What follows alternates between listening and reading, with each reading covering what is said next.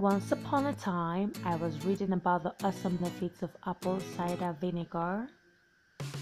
I decided to go buy a bottle of ACV.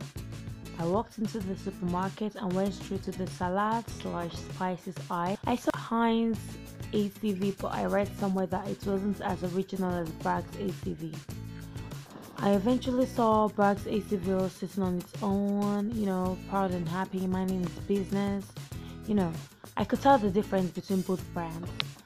I touched the bottle while looking for where the price was stamped. I was taken aback with the price. Postscriptum, I was broke.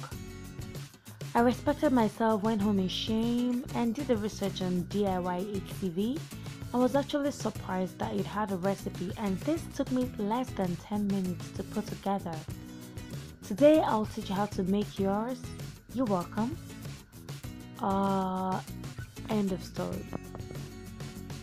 ACV can be ingested internally. It can be applied topically on the skin. It can be used for household cleaning. It can be used for so many things, and it's nice to have it around the house.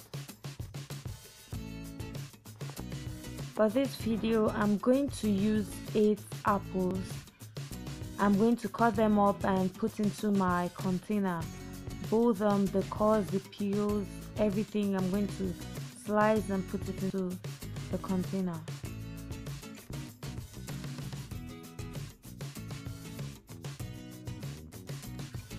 I'll add 3 tablespoons of white sugar into a cup of water, and then I'll pour it on my apples. Then I'll keep adding more water until it covers the whole apple.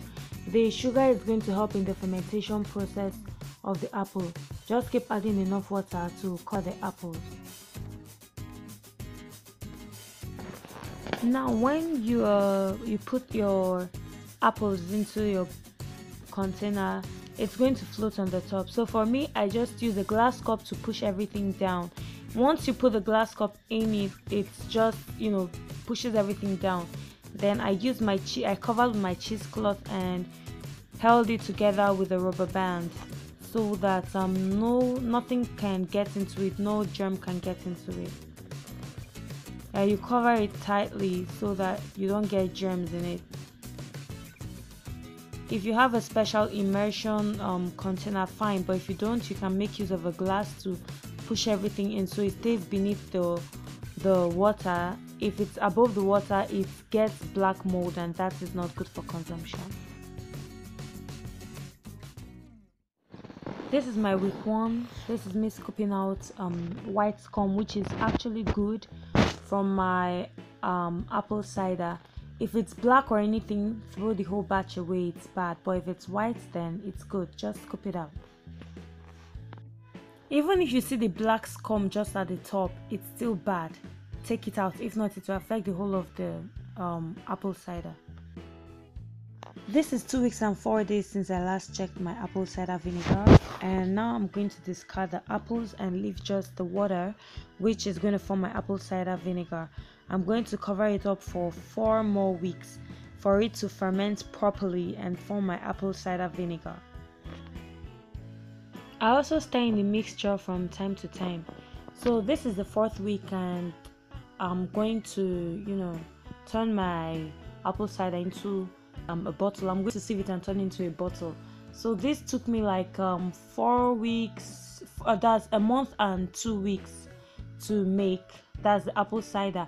I'm going to cover the fermentation process, still continues anyway, but I'm going to cover it up for it to keep fermenting as it goes. So this is my apple cider vinegar, and it was awesome making it. It was really easy. I didn't have to stress myself doing anything. It just was very easy. All I had to do was just to keep checking on my apple cider to see that it didn't grow any funny mold. So this is my apple cider vinegar. Yeah, perfecto.